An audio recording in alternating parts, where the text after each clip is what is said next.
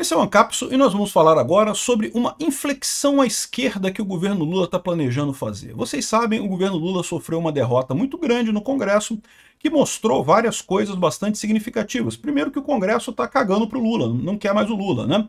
E as pesquisas de opinião têm mostrado que o Lula não tem mais chance em 2026. Então, segundo o José Genuíno aqui, ele está pensando em focar na esquerda, ou seja, o Lula focaria na esquerda, faria um resto de governo totalmente mais à esquerda, para tentar pelo menos preservar o partido. Pode ser que não ganhe a eleição, porque né, é difícil ele ganhar só com a esquerda é minoritária no Brasil, mas ele preservaria a esquerda. Né? Parece uma estratégia razoável, né? Parece uma coisa assim bastante razoável, só que a história não é bem essa, não. Por quê? Porque o Lula não consegue fazer nada se ele focar na esquerda. Para pensar.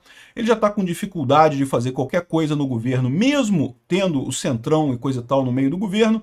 Se ele focar na esquerda, aí que ele não vai ter mais chance de fazer nada mesmo, né? Só que aí, o que ele pode fazer? Ele pode ir para o STF. Ele já foi para o STF na questão do IOF. Judicialização do IOF vira guerra entre governistas e oposição. Ou seja, o Lula jogou o caso para o STF. E olha só que coisa mais curiosa ainda. O sorteio, deu sorteio para o Gilmar Mendes, né? Que já tinha até dado uma declaração achando que isso não devia ser judicializado e coisa e tal. Aí o que aconteceu? Ele conversou com o Barroso e acabou indo para o Alexandre de Moraes. Então quem vai relatar esse caso do IOF é o Alexandre de Moraes. Olha que coisa curiosa. Esse caso, eu vou falar para vocês, é um divisor de águas, tá? Essa semana a gente teve notícias boas e notícias ruins. Notícias ruins, o STF cada vez mais autoritário, fazendo censura e não sei o que lá, uma situação muito ruim, né? De outro lado, o Congresso dando uma lição no Lula, as pesquisas mostrando o Lula totalmente perdido. Ou seja, a gente está numa situação de recrudescimento da ditadura aqui no Brasil, mas tudo indica que numa eleição em 2026 isso pode começar a reverter a coisa. A gente pode começar em 2026, como eu já expliquei para vocês, o próximo presidente elege 3 ministros do STF. Se bobear, se tivermos um Congresso ativo, um Congresso mais à direita, um Congresso mais identificado com o povo brasileiro, ele pode tirar mais 1 ou 2 ministros do STF. E com isso a gente já teria, em muito pouco tempo, uma maioria no STF. Poderíamos desfazer todas essas lambanças que o STF atual está fazendo, né? Agora, o problema é esse. Se a estratégia for Venezuela, eu sempre botei para vocês que tem esse porém, né? A esquerda está vendo que está perdendo, está vendo que está sem chance. Se a estratégia virar Venezuela, em que justamente o executivo com o judiciário se fecharam, anularam o Congresso, anularam a vontade popular, e estão desde então governando numa ditadura terrível lá na Venezuela, que destruiu o Brasil, destruiu o país completamente, né? Essa notícia foi sugerida por aquilo que eu falo para vocês, Flavinho do Pneu e várias outras pessoas. Obrigado aí ao pessoal que sugeriu notícias lá no nosso site, no visãolibertaria.com, e obrigado a você que está assistindo o nosso vídeo. Se você gosta do nosso conteúdo, por favor, deixe o seu like, se inscreva aqui no canal, né? Pois bem, eu falo para vocês, eu sou um cara otimista. Eu acho que o Brasil vai resolver esse problema e vamos resolver nós mesmos aqui no Brasil, elegendo alguém de direita em 2026, um bom Congresso, um bom Senado, e vamos conseguir reverter todas essas coisas que estão acontecendo de ruim por aí, né? E faz até sentido, porque depois dessa pancada que o Lula tomou nas decisões do Congresso, já está muito claro que o Lula tem muito pouca chance em 2026. O José Genuíno, que é um analista lá do PT e coisa e tal, ele já está recomendando ao Lula que não, a reeleição de Lula exigirá inflexão radical à esquerda. Ou seja, ele quer que o Lula agora adote a pauta esquerdista e vá para a esquerda. É um movimento parecido com o que o Partido Democrata fez com o Biden, tá?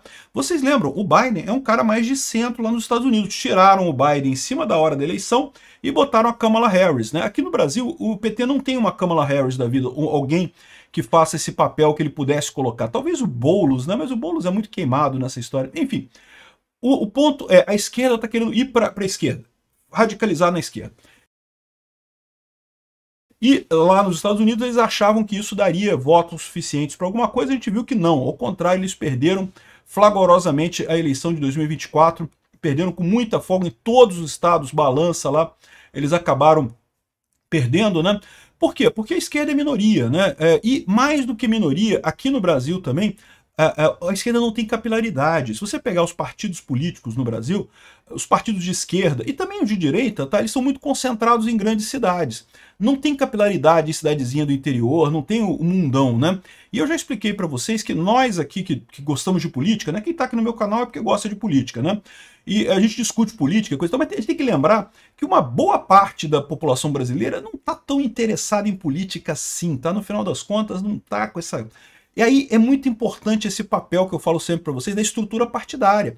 Do cara que tem lá o pastor na igrejinha, que tem o líder comunitário, que tem o vizinho fofoqueiro que gosta de fazer fofoca e conhece todo mundo no bairro. Essas pessoas são contratadas como cabo eleitoral e coisa e tal e fazem esse trabalho. É preciso ter uma estrutura partidária para isso. E quem é que tem essa estrutura partidária? É PMDB, PSD, alguns partidos assim, esses são os principais partidos, né? E são partidos de centro, partidos que não têm uma ideologia muito grande. E repara por quê, né? Justamente porque para eles não precisa de ideologia. Eles não estão combatendo no nível das ideias, eles estão combatendo no nível da inação. Eles vão lá para tentar trazer a pessoa que não está interessada em nada para ir votar. É isso que interessa para eles, né? E isso é uma força poderosa aqui no Brasil, né? Aquele negócio, nem critica essas pessoas, não. De repente elas que estão certas, mas a gente que está errado aqui em ficar discutindo política, esse negócio não dá futuro para ninguém, né? Mas de novo, não tendo essa estrutura, isso é uma coisa complicada, é uma coisa que falta. Bolsonaro conseguiu ganhar em 2018 com o PSL e foi realmente um fenômeno. Por quê? Porque ele não tinha isso. O PSL é um partido pequeno, ele não tinha apoio do pessoal, né? A gente não pode esperar milagre em toda a eleição, né? E aí o PL, junto com os partidos do Centrão, conseguem ter isso daí. O que a gente está vendo é justamente que o Centrão está indo para o lado da direita. E está esperando o candidato do Bolsonaro, que muito provavelmente vai ser o Tarcísio, ou o Eduardo Bolsonaro, ou a Michele Bolsonaro, qualquer um desses. Eu acho que é um bom nome e tem muita chance de ganhar do Lula. Então, essa ideia do Genuíno de focar na esquerda é uma coisa que, beleza, pode ser estratégia para o PT não se perder, né? Ou seja, para eles não perderem o apoio do próprio PT. Por quê? A essa altura, arrisca o Lula tentar fazer um acordo com o Centrão e perder do mesmo jeito, e aí perde o Centrão e perde também o pessoal da esquerda, o pessoal que realmente tem ideologia com ele, tá? É o que falam também aqui, ó. O Noblar fala a mesma coisa, que ó, sem expectativa de vitória, a derrota da esquerda será certa em 2026. Ele fala que, de novo, o PT deve focar na esquerda, aqui, ó.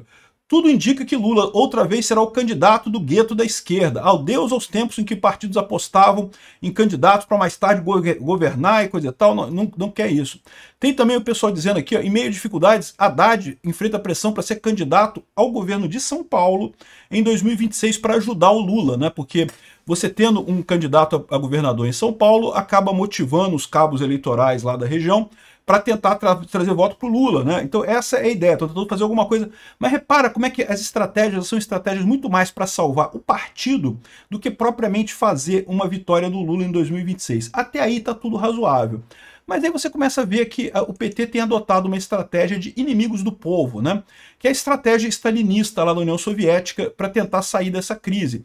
Culpar o Congresso, culpar os ricos, culpar não sei o que lá, que a culpa é dos ricos, que a culpa é do Congresso. Tadinho do Lula, o Congresso está fazendo maldades com o Lula e não sei o que lá. É uma estratégia socialista já nesse momento. Então repara que essas duas estratégias do Lula, ela pode parecer razoável, no sentido, essa estratégia de ir para a esquerda do Lula pode parecer razoável no primeiro momento, com uma estratégia de autopreservação. Ele sabe que vai perder a eleição em 2026, mas foca em manter a esquerda unida ali para, quem sabe, mais adiante o partido voltar a crescer, voltar a candidatar, a conquistar a presidência, né? Mas, quando ele começa a adotar essa postura radical, você tem umas dúvidas, né? Como é que ele pretende terminar o governo, por exemplo? Porque se ele focar só com a esquerda agora, abrir mão do Congresso totalmente, ele não consegue aprovar mais nada no Congresso.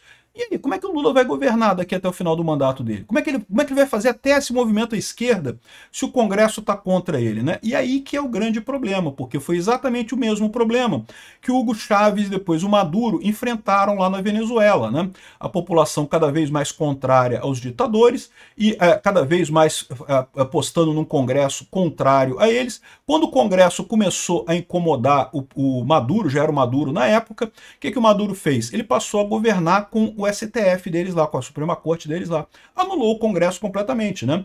Aqui, ó.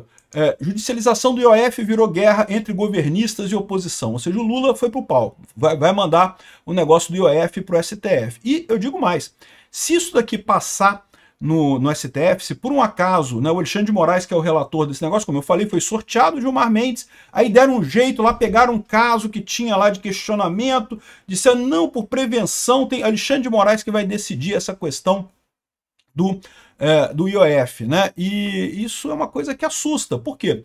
Porque o Alexandre de Moraes, ele sabe que se a direita ganhar em 2026, ele está ferrado, né? Ele sabe, essa conta que eu estou fazendo com vocês aqui, que o próximo presidente elege 3 ministros do STF, e se bobear um Senado que ainda pode botar mais alguém lá, pode tirar mais um lá, o Alexandre de Moraes sabe que o primeiro da lista é ele, né? Então, existe um risco grande. O Alexandre de Moraes quer muito que o governo Lula dê certo, que o governo Lula continue, né?